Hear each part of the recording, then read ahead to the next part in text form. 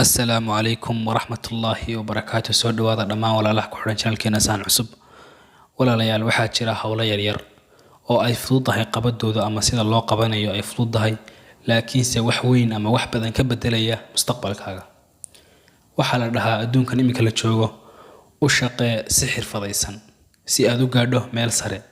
waayo adduunkan imika la jooga ma aha adduun si khasab lagu shaqeeyo ee waa adduun u baahan maskax iyo inaad si xirfadaysan aad wax u qabsato.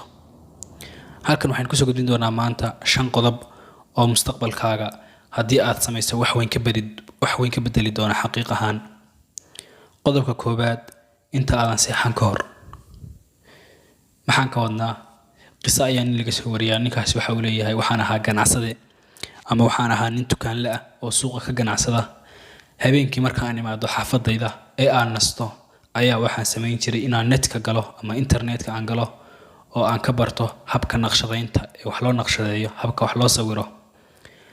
kadib waxa uu yiri markaan muddo yar aan waday ayaa waxaan soo baxay oo aan noqday qofka wax naqshadeeya ka ugu qurxoon magaalada uu joogo.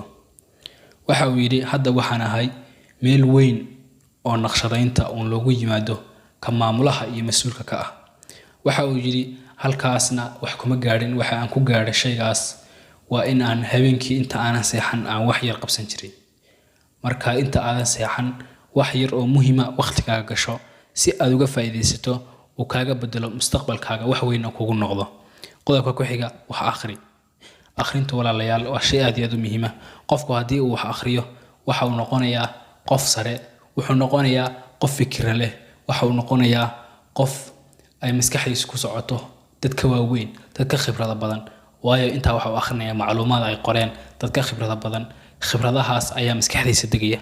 kadib waxa uu noqonayaa qof meel walba uu tago horumar iyo natiijo fiican ka keenaya. qodobka ku xiga, shay xaqiiji. maxaan ka wadnaa? haddii aad samaysatay inta aadan seexan ka hor inaad shay dabaqdo oo aad shay samaysato oo aad shay ku dhaqanto oo aad shay la timaado si uu mustaqbalkaaga wax kaaga taro, waxaad samaysaa shayga waxaad u bedeshaa ficil u bedel oo shayga ku dhaqaaq. shayada faraha badan ee aad qabsatay waxaad samaysaa inaad shay qura dabaqdo oo aad tadbiiqiso oo aad ficil u bedesho. waxaad arkaysaa in aad gaadhay meel sare ama meel aan caadi ahayn aad marayso. qodobka ku xiga, waxaad samaysataa xiriir guud. waxaan ka wadnaa? waxa la yiraahdaa nin ayaa waxa uu damcay inuu ganacsi ama booshari furto. kadib waxa uu tagay nin ganacsiga waxa ku takhasusay. markaa waxa uu ku yiri ila tali maxaan sameeyaa?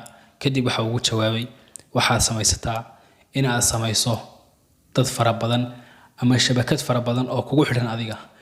waayo haddii aad meel iska furato oo aan yaduna cidna kugu xidhnayn waxa kugu dhacaya khasaare ama dhaqaale burbur.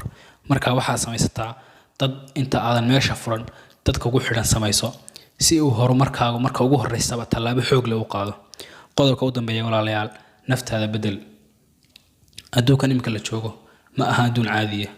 haddii aad meesha aad taagan tahay maanta aadan iska qaadin cid ka qaadi mayso. haddii aadan naftaada garan cid ku garan mayso. marka iska bedel oo meesha iska qaad oo naftaada garo si aad u noqoto qof meel sare jooga. qofkuna haddii uu naftiisa garto waa shayga ugu muhiimsan ama waxa ugu wanaagsan ee mustaqbalkiisa xaqiijiyo. haddii uu ogaado naftiisu waxa ay ku xun tahay, waxa ay ku wanaagsan tahay, xageebuu ka bedelaa, xageebuu sakar ugu qaadaa. waa shay aad iyo aad u muhiim ah. walaalayaal intaas ayaan jeclaystay maanta inaan idin wadaago. wassalaamu calaykum waraxmatullaahi wabarakaatuh.